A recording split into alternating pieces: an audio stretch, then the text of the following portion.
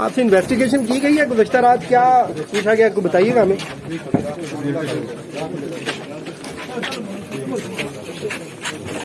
बिस्मिल्लाहिर्रहमानिर्रहीम, अस्सलाम वालेकुम नाज़रीन, मैं हूं फ़याज़ महमूद और आप देख रहे हैं मेरा यूट्यूब चैनल। नाज़रीन, नूर मुक़द्दम केस में बड़ी अहम इंफॉर्मेशन है इस वीडियो में जो मैं आपके साथ शेयर करने जा रहा हूं। वेब डार्क से मुतालिक, उसके अलावा लाइव स्ट्रीमिंग से मुतालिक, और जो 3 लाख रुपए के का एक किस्सा है नूर मुक़द्दम से मुतालिक कि उनके ड्राइवर ने ला के उनको दिया, उससे मुतालिक भी बड़ी ही ऑथेंटिक किस्म की इंफॉर्मेशन आज इस वीडियो में शेयर करूँगा।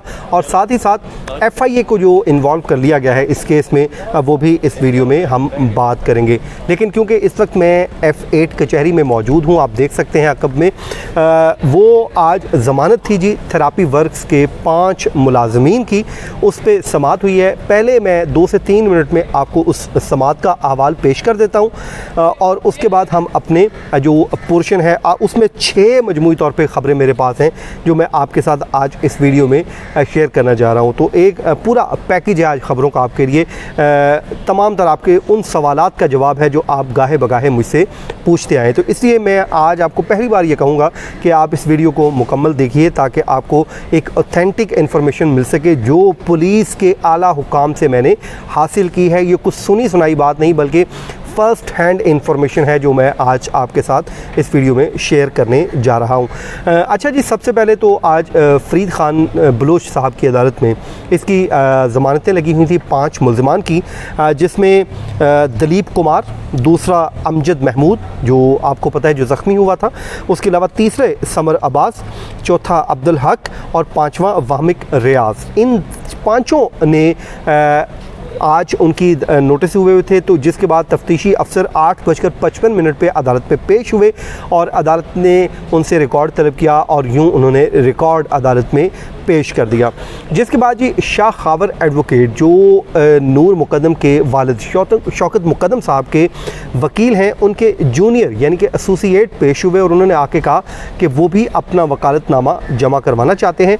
तो अदालत इस केस को वैसे भी 23 के लिए एडजर्न कर दे। उसकी वजह यह है कि जो ताहिर ज़हूर हैं, डॉक्टर ताहिर ज़हूर थेरापी वर्क्स के ऑनर, उनकी ज़मानत 23 अगस्त को लगी हुई है। जिसके बाद जो मुल्ज़िमान के वकला थे उनके सीनियर भी पेश नहीं हुए, जूनियर ही आए और उन्होंने वक्त मांगा 10 बजे तक। फिर इस समात में वक्फ़ा हो गया 10 बजे तक के लिए और फिर 10 बजे तक हमने यहाँ पे इंतज़ार किया और जैसे ही 10 बजे दोबारा फ़रीद ख़ान बलोच साहब की अदालत में इस केस की समात का आगाज़ हो गया और एक दरख्वास्त पेश कर दी उन्होंने आके। उन्होंने कहा कि मैं वकालतनामा आज तो पेश नहीं कर सकता क्योंकि जो वकालतनामा मैं हासिल नहीं कर सका शाह खावर साहब के एसोसिएट ने, और उन्होंने एक दरख्वास्त लिख के दे दी। अदालत ने भी यही कहा था कि आप मुझे बताएं कि कम से कम वरना अगर मुल्ज़िमान के वकला बहस करते हैं तो मैं उनको क्या कहूँगा। तो जिसके बाद उन्होंने एक दरख्वास्त दे दी कि हम मंडे को बहस करना चाहते हैं और वकालतनामा भी पेश कर देंगे। शाह खावर साहब आज बिज़ी हैं, वो नहीं आए।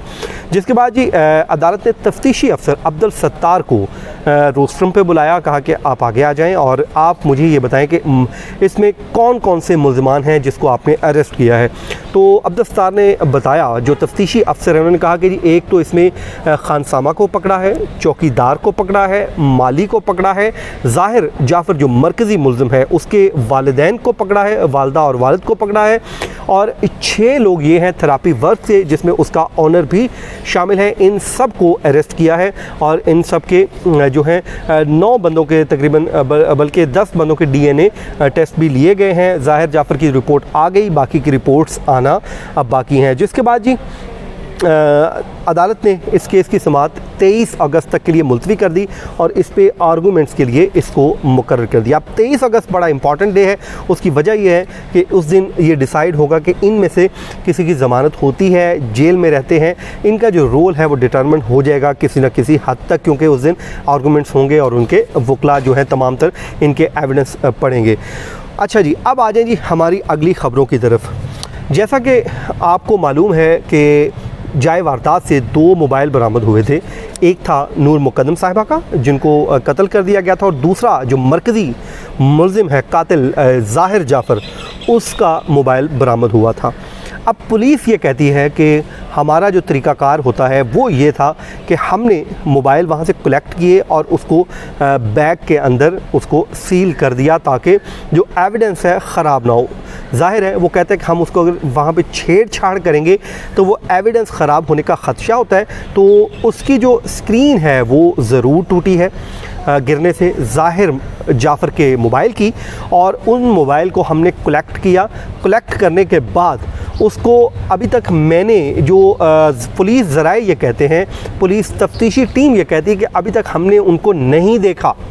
तो वो हमने मोबाइल कलेक्ट किए और कलेक्ट करके FIA को भिजवा दिए। अब क्योंकि FIA का एक पूरा डिपार्टमेंट है, वो एक्सपर्ट वहाँ पर बैठे हैं, वो उनको खोलेंगे, उसका जायज़ा लेंगे, उनमें जो चैट है, उसमें जो वीडियोज़ हैं, उन तमाम तर चीज़ों का वो जायज़ा लेंगे और उसके बाद उस पर फ़ैसला करेंगे। तो ये जी दूसरी ख़बर तो ये होगी कि FIA इस पर फ़ैसला करेगी उन मोबाइल्स में क्या है। अभी तक वो ये कहते हैं जितनी भी जो सर्कल कर रही हैं ख़बरें, इनमें कोई सदाकत नहीं है, इसलिए सुनी सुनाई बातों पर आप ना जाएँ, बल्कि वो बात बताएं जो ऑथेंटिक बात है। ये जो ज़राए हैं पुलिस के आला हुकाम है वो ये बताते हैं। उसके बाद जी फिर वो ये कहते हैं कि मैंने उनसे सवाल पूछा, फिर वो जो लाइव स्ट्रीमिंग वाला मामला चल रहा है, वेब डार्क वाला मामला चल रहा है, उसमें क्या हकीकत है। तो उन्होंने ये भी कहा कि ये भी हम आपसे सुन रहे हैं, आप लोग कोशिश करें कि फैक्ट्स को चेंज ना करें, जो केस को असरअंदाज ना करें। जो लोग केस को ख़राब कर रहे हैं उनसे हमारी रिक्वेस्ट है कि वो इस केस को ख़राब ना करें। वो कहते हैं कि लाइव स्ट्रीमिंग का तो तब पता चलेगा जब हमारे पास मोबाइल का एविडेंस आ जाएगा। हमने उनको पैक किया, पैक करने के बाद उसको सील करके भिजवा दिया FIA को। अब FIA वो भी देखेगी, उसकी रिपोर्ट आएगी, रिपोर्ट आने के बाद हमको कमेंट कर सकेंगे। वो कहते हैं कि अभी तक की इन्फॉर्मेशन ये है कि ये लाइव स्ट्रीमिंग या वेब डार्क वाला मामला हम लोगों की ज़बानी सुन रहे हैं। तफ्तीश में अभी तक ऐसी कोई चीज़ सामने नहीं आई। ये बड़ी ऑथेंटिक जो इन्फॉर्मेशन है, जो मैं आपके साथ फर्स्ट हैंड इन्फॉर्मेशन है शेयर कर रहा हूँ। अच्छा जी, उसके बाद पुलिस से एक और सवाल पूछा गया कि एक और मामला सामने आया कि जो 3 लाख रुपए कहा जाता है कि नूर मुकद्दम ने अपने ड्राइवर से मंगवाया, उसमें क्या हकीकत है। तो इस पे भी पुलिस हुक्काम का ये कहना है, ज़राए का ये कहना है कि इसमें भी अभी तक कोई ऐसी सदाकत नहीं है, हमारी ऐसी कोई इन्फॉर्मेशन हमारे साथ शेयर नहीं हुई या हमें कोई एविडेंस इस किस्म का कोई मिला नहीं है। तो ये भी एक चीज़ क्लियर होगी। तो आप यहाँ से अंदाज़ा लगा सकते हैं कि जो हमारे दोस्त वीडियोज़ कर रहे हैं वो किस तरीके से इस पे असरअंदाज हो रहे हैं। सुनी सुनाई वो कहते हैं बातें आप जब आगे करते हैं, मुझसे सुनते हैं या किसी सुनते हैं, तो वो मज़ीद उसका जो कॉन्टेक्स्ट से चेंज हो जाता है। तो कोशिश करें कि जो केस है इसको ख़राब ना करें। उसके बाद जी अगला वो उनसे सवाल पूछा कि मैंने कहा कि सुना है कि आप लोगों ने कुछ ज़ाहिर जाफ़र नूर मुकद्दम के दोस्तों के बयानात भी कलमबंद किए हैं। तो वो कहते हैं कि जी वहाँ पर वो थे तो नहीं, बट फिर भी हमने 10, 15 या 20 लोगों के बयानात रिकॉर्ड कर लिए हैं। ज़ाहिर है वो कहते हैं हम आपको नंबर नहीं दे सकते, लेकिन बयानात रिकॉर्ड हुए हैं। ये उन्होंने ऑथेंटिक बात बताई। उन्होंने कहा जी उनके जो फ्रेंड्स थे वो वहाँ पर मौजूद नहीं थे, बट उनकी स्टेटमेंट्स रिकॉर्ड हो गई हैं, जिससे कुछ ना कुछ उन्हें इस केस को सॉल्व करने में हेल्प मिल रही है। तो वो कहते हैं कि इसमें हमें मदद मिल रही है। अच्छा, उसके बाद इसमें मजमूई तौर पर जो छठी 5वीं खबर ये है कि जो गवाहान हैं वो उसकी एक तवील फहरिस्त तैयार हो गई है। उनमें 161 की स्टेटमेंट भी रिकॉर्ड्स कर ली गई हैं। उसके बाद जी अगला जो चालान से मुतल्लिक आप लोगों का सवाल था वो ये है जी, उसमें तफ्तीशी टीम ये कहती है कि जी जो चालान है वो तकरीबन रेडी है, सिर्फ रिपोर्ट्स आनी है उनकी, हमने अपने वो तैयार करना है, लिखना है, और लिखने के बाद चालान तैयार है। वो कहते हैं कि मसला नहीं है, जैसे ही हमें रिपोर्ट्स आ जाएंगी लाहौर से DNA की और ये FIA से मोबाइल की, तो ये तमाम तर चीज़ें जो है हम चालान का हिस्सा बना के अदालत में पेश कर देंगे और उसके बाद जो ट्रायल है इसका बाज़ाब्ता तौर पे आगाज़ हो जाएगा। तो ये थी नाजरीन आज की हमारी वीडियो।